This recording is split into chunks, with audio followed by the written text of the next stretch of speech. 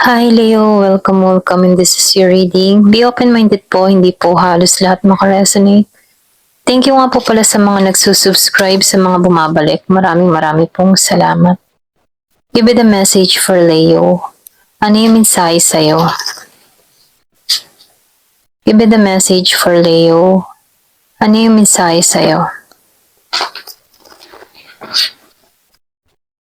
Give me the message for Leo. Ano yung mensahe sa'yo?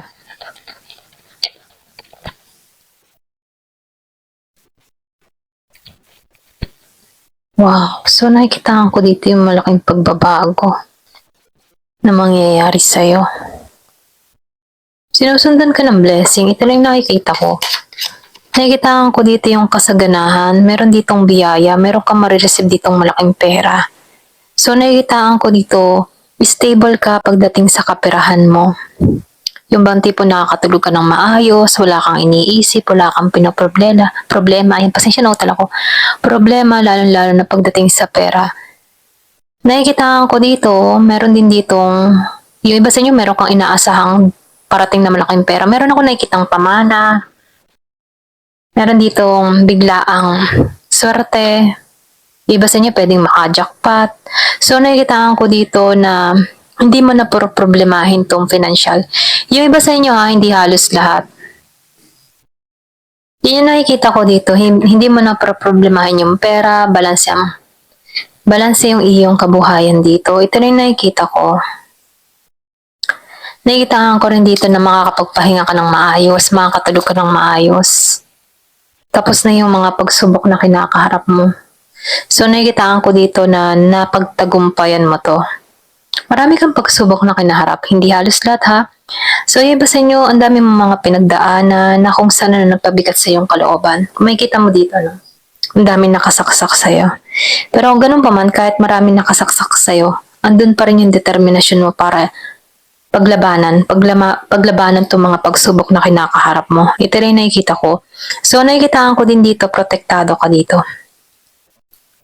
Kahit maraming nagbetray sa'yo or nagkaroon ng pagkakasala sa'yo, nakikitaan ko dito na lampasan mo to.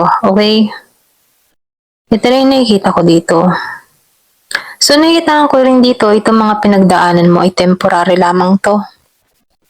Bagamat naranasan mo to, nakikitaan ko dito na nalalampasan mo to. Nakikitaan ko din dito na ikaw yung tipo ng tao na palaban, hindi ka sumusuko, lalo-lalo na sa hamon ng buhay. Andun yung tapang mo, determinasyon mo. Ayan, ito na yung nakikita ko sa'yo.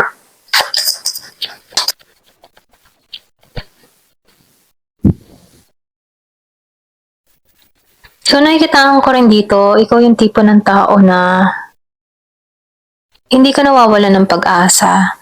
Kahit hindi mo pa alam yung pupuntahan mo, na naniniwala ka na may magandang kahahantungan ang paglalakbay mong ito. Yung iba sa inyo, no, for example, nagbabalak ka mga ibang bansa. For example nagbabalak ka mga ibang bansa pero hindi mo alam kung ano yung kahihinatnan mo sa bansa ngayon.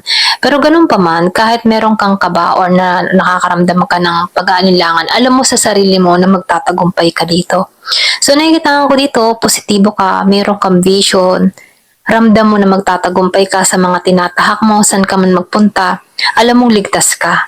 So nakikita ko dito na matatag ka, matapang ka, hindi ka sumusuko, lalo-lalo na sa mga hamon. So, nakikitaan ko rin dito, yung ba sa inyo, meron kang mga mabibigat na pinagdaanan na kung saan meron kang pagpapasyang alisan nito. So, nakikitaan ko dito yung tapang mo na kahit meron kang mga pinagdadaanan sa buhay, handa ka pa rin handa ka pa rin tanggalan to. Ganun yung energy mo, no? Meron ako nakikita dito na single mother, single father, na ikaw yung nagiging ama't ina para sa anak mo, na kahit meron kang mga pinagdadaanan, inaako mo to ng may responsibilidad. Bagay inaako mo yung hirap. Kahit mahirap yung pinagdadaanan mo dito. Nakikitaan ko dito na patuloy ka pa rin sa direction mo. Patuloy ka pa rin para makamit tong mga minimithi mo, pangarap mo. Andun yung responsible mo. Andun yung pagiging mong responsible sa lahat ng bagay. So, nakikitaan ko dito yung patuloy ka sa paglalakbay. Ayan. Nakikitaan ko rin dito, yung sinabi ko nga kanina, patuloy ka, hindi ka takot. Hindi ka takot na sumugal ng bagong experience, bagong pakipagsapalaran. Andun yung tapang mo dito, okay? Nakikitaan ko din dito, logic ka mag-isip. Hindi mo hinahayaan na mangibabaw yung takot.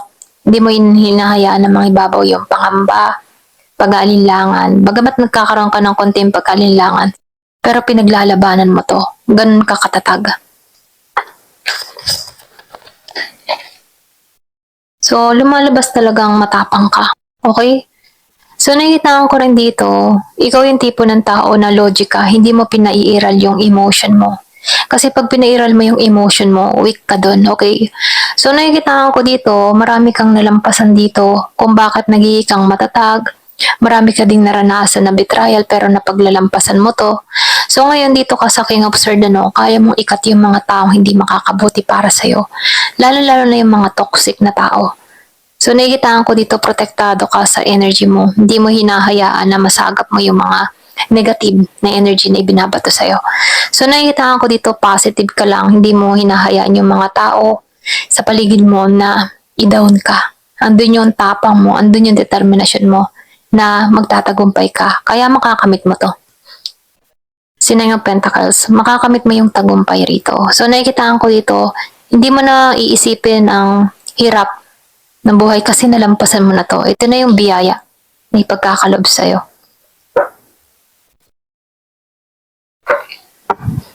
Tingnan pa natin dito sa card na isa.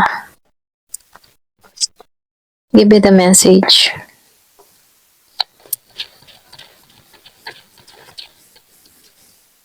Clover. So, lumalabas talaga na swerte ka pagdating sa pera. Swerte ka din sa trabaho. Kung ano man yung trabaho ginagawa mo, nakikitaan ko dito naghahati ito ng biyaya para sa'yo. So, nakikitaan ko dito na hinahabol ka ng biyaya dito, okay? Nakikitaan ko dito meron swerteng tao. Hindi halos lahat, okay? So, ito lang yung nakikita ko dito. Meron ako nakikitang ipinanganak ng dos.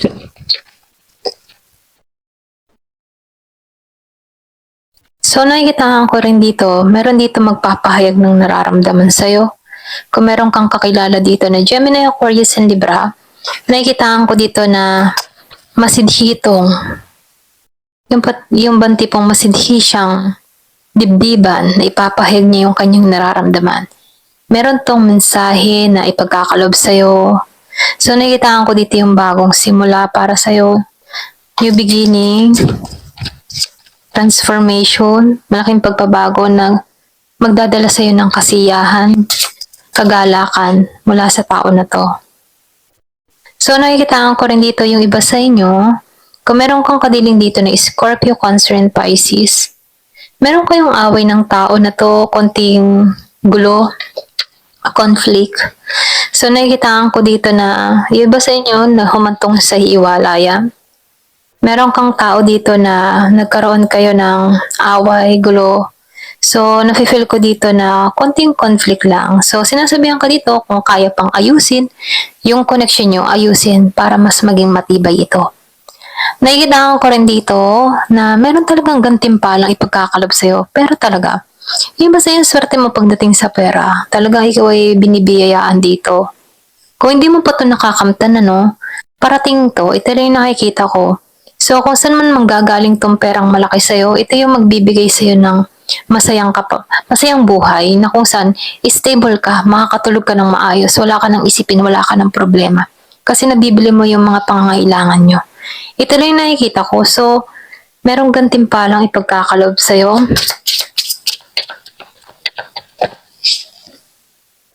So, nakikita ko talaga, yung iba sa inyo talagang merong away, okay? Yung iba sa inyo, hindi halos lahat. Meron kayong away ng tao na to. Merong Year of the Rat. Year of the Horse. Ito lang nakikita ko dito. So, nakikita ko dito, itong tao na to ay ganid or pwede rin sabihin na makasarili eh. Sarili niya lang yung iniisip niya. Gusto niya kanya lahat. Ito lang yung nakikita ko. Ayaw niya mag-share dito ng blessing na meron sa kanya. Kaya nagkaroon kayo ng gulo dito. Ito lang yung nakikita ko. Kung meron kang kadiling dito na Aries Leo sa Sagittarius, nakikita ko dito na merong konting away na nangyari sa inyo ng tao na to. So, ito lang yung nafe-feel ko. Ayan. Hanggang dito na lamang po. Thank you for watching. Love and peace.